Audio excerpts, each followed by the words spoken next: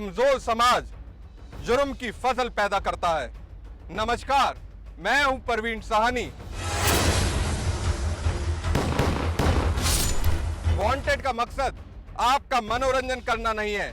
Wanted का मकसद है उन सभी शातिर, खूंखार और खतरनाक अपराधियों को कानून की गिरफ्त में लाना जो अभी भी आपके आसपास घूम रहे हैं, जो अभी भी है वांटेड। आज हम आपको दिखाने वाले हैं पश्चिम उत्तर प्रदेश के शातिर अपराधी की कहानी जो पुलिस की आंखों में धूल झोंकने के लिए बन गया है साधु।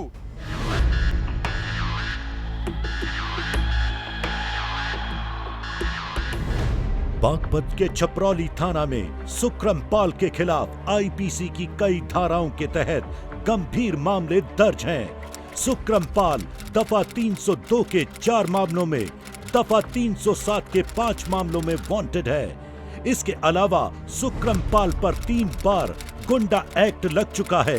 120 बी के अलावा 3 दर्जन दूसरे आपराधिक मामलों में भी यूपी पुलिस को उसकी तलाश है। आज हमारे टारगेट पर है बागपत का सुक्रम पाल उर्फ भगत। सुक्रम पाल सिंह उर्फ भगत की एक लौती तस्वीर पश्चिमी उत्तर प्रदेश के कई जिलों के थानों, कोतवालियों में देखी जा सकती है। गौर से देखिए इस तस्वीर को। यही है वो 2 लाख का इनामी बदमाश सुक्रम पाल उर्फ भगत। मासूम से दिखने वाले इस चेहरे पर मत जाइए। इस चेहरे के पीछे छुपा है एक बेहद खतरनाक खूनी।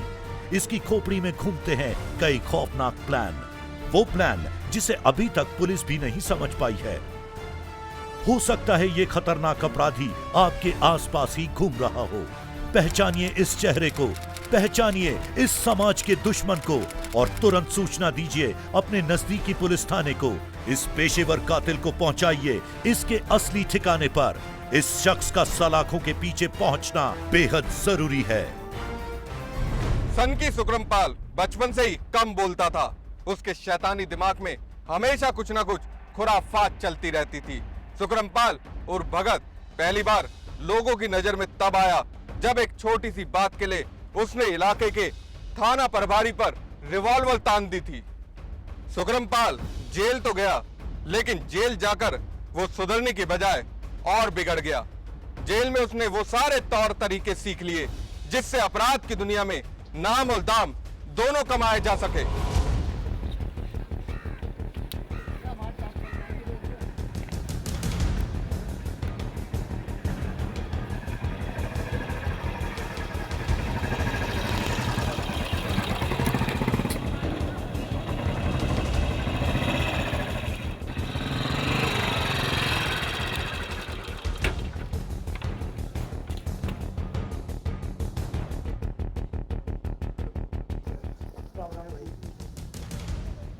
इतनी देर कहाँ लगा दी?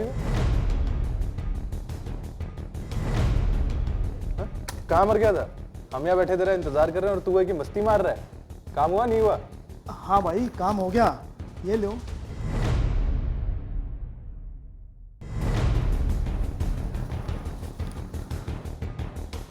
ना भाई ना, पूरी लोड है भाई। चल जाएगा तो जान चली जाएगी बच्चे की। भगत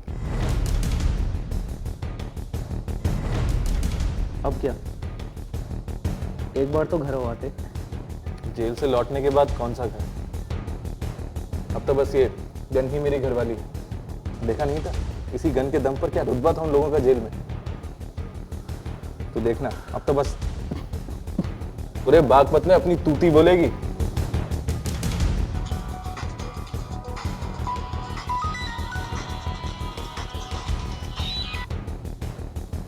हेलो, राम राम दादा जी। जी दादा जी, हाँ जी, हाँ हेलो जी, यहीं पर जी बात कराऊं? मैं कहा दादा जी जी। मुझसे? हेलो जी, राम राम भैया जी। आज शाम को? जी हाँ, बस आपका आदेश है तो पालन तो करेंगे। लेकिन आना कहाँ है? मुजफ्फरनगर में? जी ठीक है मैं पहुंच जाऊंगा। अच्छा राम राम भैया। भाई ये तो कमाल हो गया। सुशील मूछ अपराध की दुनिया का बेताज बादशाह है और आपके पास भाई हमें भूल ना जाइए, अपना आशीर्वाद रखियो। हम तो तुम्हारी तो काफी ऊंची पहुंच है, लेकिन साला एक बात समझ में नहीं आई, उसको मेरा नंबर मिला कैसे और उसको ये कैसे पता चला कि हम लोग यहां पर हैं? भाई ये बात तो बिल्कुल ठीक कह रहा। ये बताओ कि मोबाइल आप क्यों ना रखते?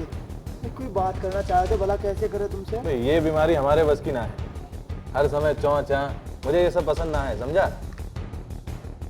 कोई टेंशन नहीं चाहिए मुझे, बस भगवान का नाम लो और अपना काम करो। अब चलो। जय श्री कृष्ण, जय श्री कृष्ण। तो भैया चला मुजफ्फरनगर। जय हो।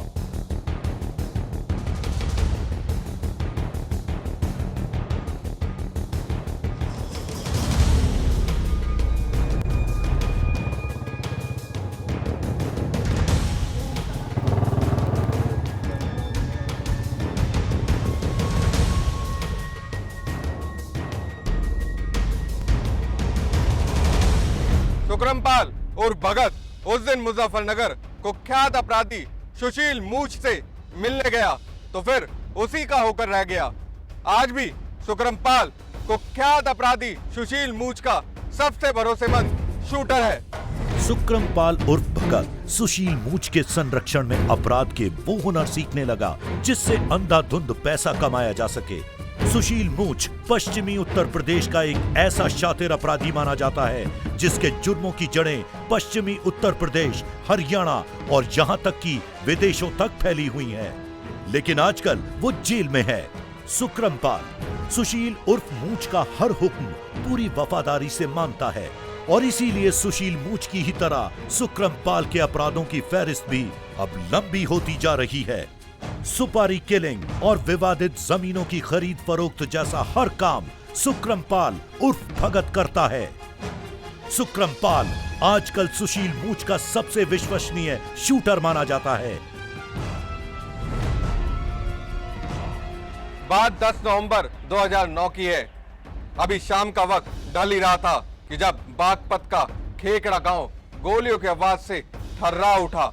इस गोलीकांड में तब के नगर पंचायत चेयरमैन हरिंदर धामा की हत्या कर दी। जिन 6 लोगों ने इस हत्याकांड को अंजाम दिया उनमें सुकरमपाल उर्फ भगत और धर्मेंद्र लाला शामिल थे।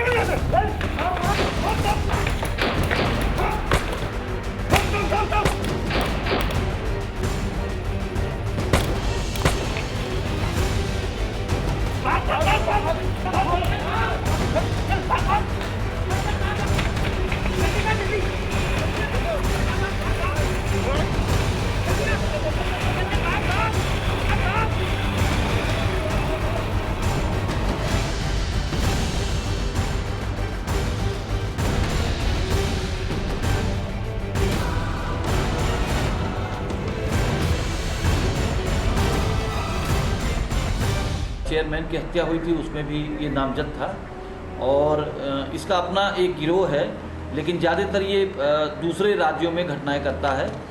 इस जनपद में इसकी गतिविधियां लगभग ना के बराबर हैं और वर्ष 2011 के बाद से कहीं भी इसकी अभी और घटनाएं प्रकाश में नहीं आई हैं, लेकिन लगातार फरार चल रहा है और इस बात की पूरी संभावना है कि अपराध कर रहा है। इस घटना के बाद पुलिस तेजी से हरकत में आई। मुखबिरों का जाल बिछाया गया, कई लोगों से पूछताछ की गई, कई जगहों पर छापेमारी की गई। आखिरकार पुलिस की मेहनत रंग लाई और एक दिन गाजियाबाद पुलिस और एसटीएफ की टीम ने धर्मेंद्र लाला को मार गिराया। लेकिन सुकरमपाल अब भी पुलिस की पहुंच से बाहर था। नवंबर 2012 एसटीएफ ने सुशील मूछ को भी गिरफ्तार कर लिया। अब सुकरमपाल पर गिरफ्तारी का खतरा मंडरा रहा था।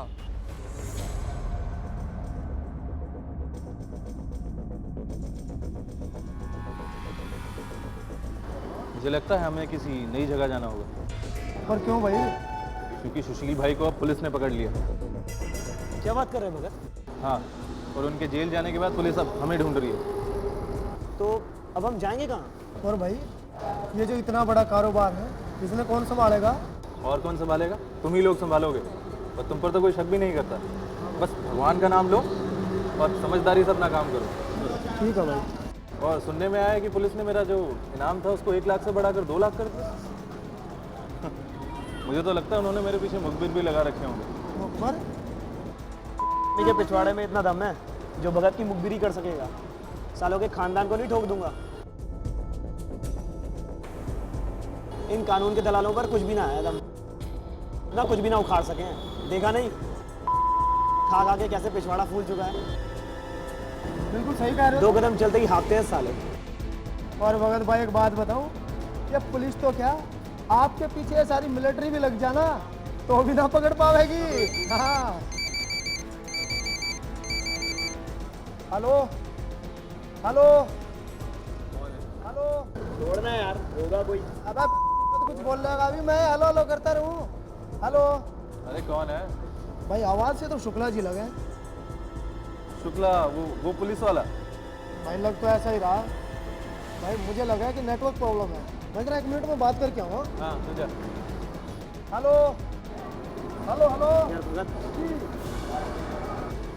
ये साला शुक्ला अपने को 1 नंबर का दल्ला लगे। अरे आजकल शुक्ला जैसे लोग ही काम आते हैं, समझा? अच्छा ये बात है। भाई शुक्ला जी तो बहुत सही करा। भाई शुक्ला जी आपकी मेहरबानी तो हमें काहे का डर है। अभी लो। ठीक है शुक्ला जी, राम राम।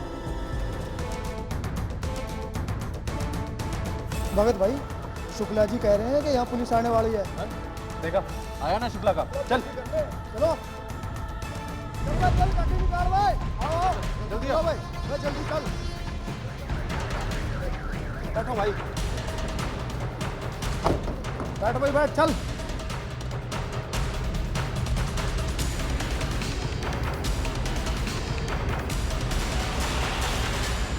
कई बार पुलिस ने सुकरमपाल और भगत को धर दबोचने की कोशिश की, मगर हर बार सुकरमपाल पुलिस की आंखों में धूल झोंकने में कामयाब रहा।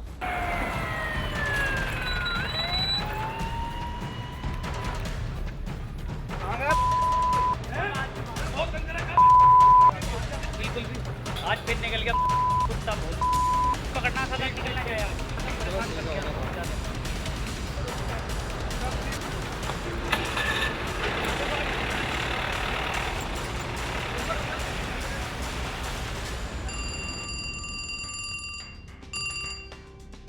हेलो जनाब, जनाब, जी जनाब, जी जनाब, जी जनाब, आइंदा याद रखूंगा जनाब। जनाब मुखबिर लगा रखे हैं उसके पीछे। जनाब जल्दी रिजल्ट दूंगा, जल्दी। जी जनाब, जय हिंद जनाब। मेरा दिमाग खराब कर रखा है। क्या हुआ सर, किसे कर आ रहे हैं? अरे वही भगत, नेटवर्क इतना स्ट्रांग है, हमारी हर खबर उस तक है और हमारे पास उसकी कोई खबर नहीं है। अभी कप्तान साहब का फोन था, खूब लाल पीला हो रहे थे, समझ में नहीं आ रहा करें क्या। हाँ सर, हमारा सिस्टम तो आप जानते ही हैं। कितने ही अपराधी जेल में रहकर वो सारे काम कर रहे हैं जो वो बाहर रहकर करते थे। सर मैं तो कहता हूँ सालों को पकड़ में आते ही ना ठोक देना चाहिए। अरे इतना आसान नहीं है यादव जी, साले का नेटवर्क बहुत ऊपर तक है। अरे हम वर्दी तो सरकार की पहनते हैं, लेकिन हुकुम इन जैसों का बजाना पड़ता है। अभी तुम नए हो, सब समझ जाओगे। लेकिन सर मैं... अरे ज़्यादा मैं वह मत करो, जितना कहता हूँ बस उतना सुनो, दिमाग गर्म मत करो। कुछ करना है तो मालूम करो भगत के बारे में, पता करो सुशील मुंशी उससे संपर्क कैसे करता है। मोबाइल फ़ोन तो वो इस्तेमाल करता नहीं और आज तक इस्तेमाल भी नहीं करा। इसका आका सुशील मुंशी खुद तो जेल में बैठा है, तो ये संपर्क करता कैसे है? हाँ सर, और इसकी कोई ऐसी तस्वीर भी नहीं है जिससे इसका हुलिया पता चल सके। ये करना तो पड़ेगा। मुझे तो लगता है ये देश से बाहर चला गया है। यादव जी, सुशील मूर्छ का जिस तरीके का नेटवर्क है उससे तो यही लगता है कहीं उसने इसको अंडरग्राउंड कर दिया होगा। अरे सर, एक ना एक दिन तो उसकी गर्दन होगी ही कानून के गिरफ्त में। ऐसा करो तुम जो भी तस्वीर हमारे पास है, मेरठ, बागपत, गाजियाबाद, लगभग हर थाने में ये तस्वीर होनी चाहिए। कोई ना कोई तो इसको पहचानेगा ही। ठीक है सर, मैं बंटवा देता हूँ। ठीक।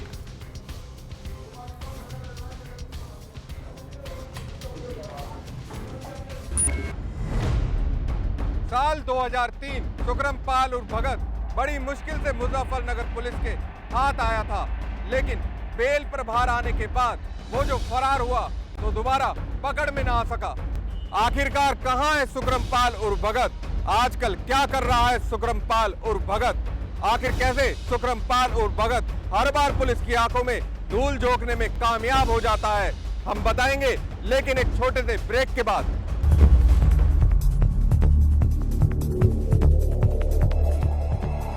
हरे राम हरे कृष्ण हरे कृष्णा हरे Ram.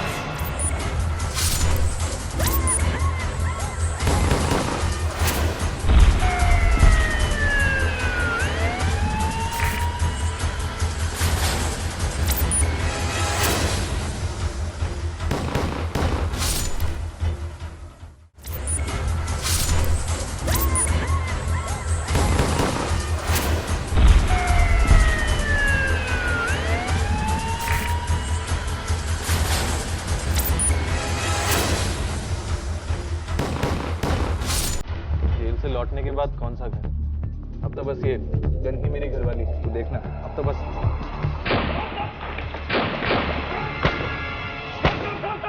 Welcome back in wanted.